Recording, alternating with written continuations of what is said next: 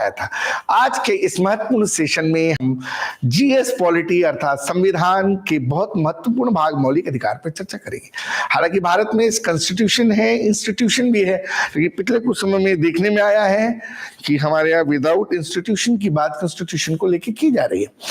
मौलिक अधिकार है क्या और इसको लाया क्यों गया, पहले थोड़ा कहानी समझते हैं।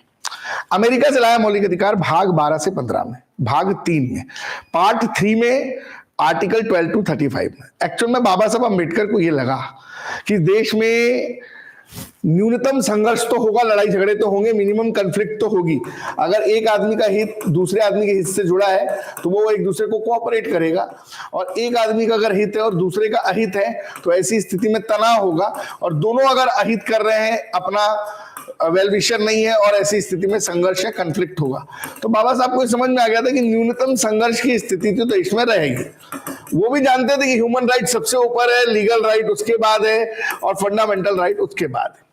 इसलिए संविधान में पहले एक्ट बने, फिर लॉ बना, फिर कॉन्स्टिट्यूशन के पहले इंस्टीट्यूशन बना, फिर कॉन्स्टिट्यूशन बना, तमाम तामझाम हुए।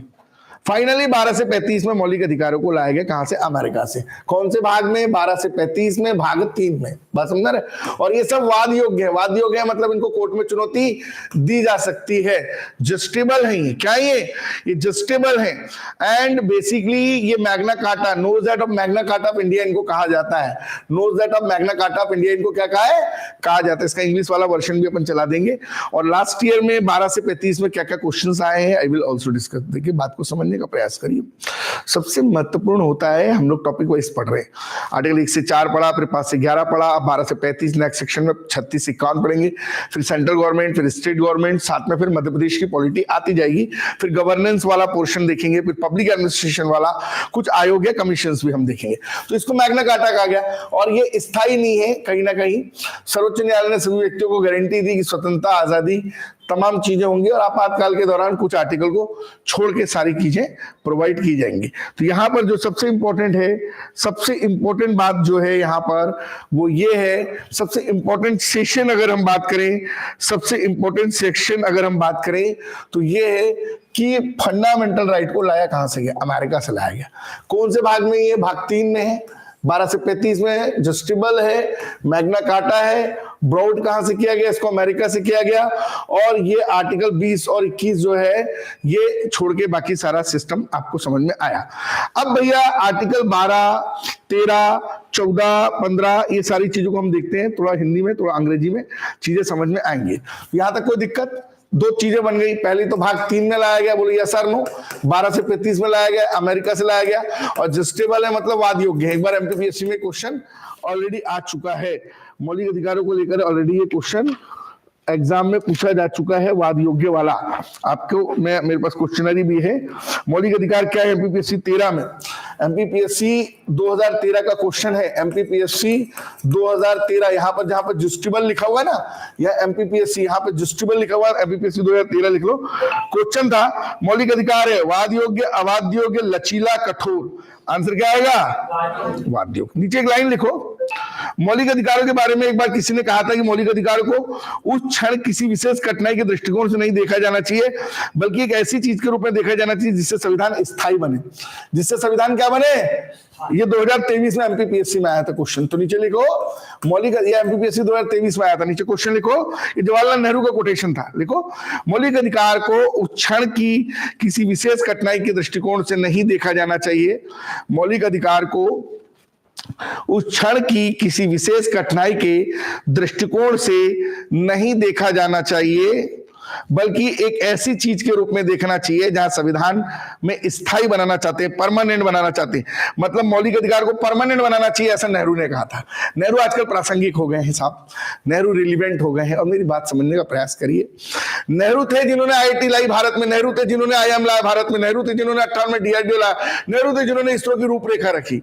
इसरो रखा, डीआरडीओ रखा, इसरो रखा, तभी चंद्रयान 3, 4, 5 पे जाने की बात कर रहे हो। डीआरडीओ रखा, तभी तेजस बनाने की बात कर रहे हो। तो चारित्रिक हनन नहीं करना चाहिए। अगर किसी ने हमारे देश में कुछ अच्छा किया है, सबका सम्मान करो। मोदी जी भी सम्माननीय है, पहले प्रधानमंत्री भी सम्मानित थे। जो देश के प्रधानमंत्री रहे वो सब हमारे लिए आदरणीय, वंदनीय, पूजनीय है। ठीक है क्या? कुछ गलती इतिहास में हुई होगी नो डाउट।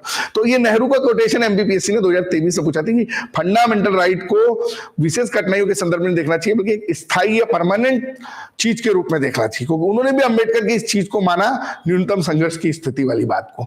मैं थोड़ा अप्लाइड पढ़ाता हूं, एग्जाम ओरिएंटेड पढ़ाता हूं, हर टॉपिक के बेसिक को पढ़ा के, कोर पढ़ा के, अप्लाइड करंट कंटेम्प्रेरी से जोड़ के पढ़ाता हूं। मेरा सेशन का हिंदी इंग्लिश का नोट्स आपके पास है। हिंदी में सीधे आर्टिकल 15 से दिया है, 12 13 14 उससे विशेष महत्व नहीं है। अंग्रेजी में पूरा डिटेल दिया है, आप मर्ज करके लिखने का प्रयास करेंगे, जरूरी लगे तो फोटो खींच लेंगे। तो यहां पर 12 में डेफिनेशन ऑफ स्टेट के बारे में बात है, इसका अंग्रेजी देख ले। 12 में क्या है? मौलिक अधिकारों की परिभाषा, कि मौलिक अधिकारों की परिभाषा क्या है? राज्य, जनसंख्या, भूभाग, संप्रभुता, सरकार। 13 में यह कि ऐसे कोई कानून नहीं बनाए जाएंगे जिससे फंडामेंटल राइट का उल्लंघन हो। ये हमारे लिए 12 और 13 उतने इंपॉर्टेंट नहीं है। हमारे लिए जो इंपॉर्टेंट है वो है 14 से 18। हमारे लिए इंपॉर्टेंट क्या है? 14 से 18 है। तो हम लोग पहले 14 से 18 को अंग्रेजी में देख लेते हैं, फिर हिंदी में देख लेंगे, तो चीजें आपको अपने आप समझ में आ जाएंगी बहुत बढ़िया तरीके से। बात समझ में आ रहा है? और यहाँ पे इनकी क्वेश्चन प्रैक्टिस भी करेंगे। 12 13 उतना इंपॉर्टेंट नहीं। आर्टिकल 14 कहता है, पहले इसको हिंदी इंग्लिश में समझिए, कानून की दृष्टि से सभी बराबर, इक्वलिटी बिफोर लॉ ब्रिटेन से and equal protection of law. कानून की नजर में सब बराबर है। ब्रिटेन से इक्वलिटी बिफोर लॉ लिया और इक्वल प्रोटेक्शन ऑफ अमेरिका से लिया है। ये आर्टिकल 14 कहता है कानून की नजर में सब बराबर है। 15 कहता है धर्म, जाति, लिंग, वंश के आधार पर भेदभाव नहीं होगा। यहां पर एक शब्द दिया हुआ है। फिर सेना में 13 लाख की आर्मी में महिलाओं की संख्या कम क्यों, ये भी एक सोचने का विषय है। रिलीजन के आधार पर, रेस के आधार पर, कास्ट के आधार पर, सेक्स के आधार पर, स्थान बर्थ के आधार पर कोई भेदभाव नहीं होगा। तो भेदभाव तो हो रहा है। 16 कहता है लोक नियोजन के अवसर की समानता, सबको अधिकार है वो फॉर्म भरे, भले उसमें कैपेबिलिटी होनी, अवसर की समानता। 17 कहता है एबोल्यूशन ऑफ अनटचेबिलिटी, अस्पृश्यता का अंत। 18 कहता है abolition of titles, abolition of क्या? टाइटल्स, अर्थात उपाधियों का क्या किया जाए? अंत किया जाए। उपाधियों का क्या किया जाए? अंत किया जाए। हमारे लिए 14 से 18 इंपॉर्टेंट है। ये समानता के अधिकार की बात करता है। किसकी बात करता है? समानता के अधिकार की बात करता है। आवाज वगैरह सब सही कि नहीं, एक बार बच्चे चेक कर लेना। समानता के अधिकार की बात करता है। मौलिक अधिकार को परमानेंट बनाना चाहिए। नेहरू ने कोटेशन कहा था, याद करो, पीएससी 23 में पूछा है। इसके अलावा मौलिक अधिकार किस देश से लिया गया है? अमेरिका से लिया गया है। मौलिक अधिकार कहां से लिया गया है? अमेरिका से लिया गया। 2017 के आईएएस में पूछा है। अधिकार कर्तव्य एक दूसरे से संबंधित है, संबंधित है। आईएएस 2002 में क्वेश्चन पूछा है कि 14 से 18 में क्या है? 14 से 18 में है समानता का अधिकार। आईएएस 2002 में पूछा है 14 से, आर्टिकल 14 से 18 में क्या है? समानता का अधिकार। कानून की नजर में सभी समान है, सभी को समान संरक्षण है। धर्म, मूल, जाति के आधार पर भेदभाव नहीं किया जाएगा। 15 कहता है आपके लोक नियोजन के अवसर की समानता कहता है। 16 17 अस्पृश्यता का अंत कहता है। 18 उपाधियों का अंत कहता है। तो 2002 के आईएएस में समानता के अधिकार को लेकर क्वेश्चन है। इसके अलावा कानून के समक्ष समानता, ये जो कानून के समक्ष समानता शब्द जो है, इक्वलिटी बिफोर लॉ, कहां से लिया गया? ब्रिटेन से। ये बिहार पीएससी 23 में पूछा है। अभी जो 77 भी बिहार पीएससी हुई थी, इसके पहले जो 69 भी बिहार पीएससी हुई थी, उसमें ये क्वेश्चन पूछा था, ये कहां से लिया गया है? तो कानून के समक्ष समानता ये ब्रिटेन से लिया गया है।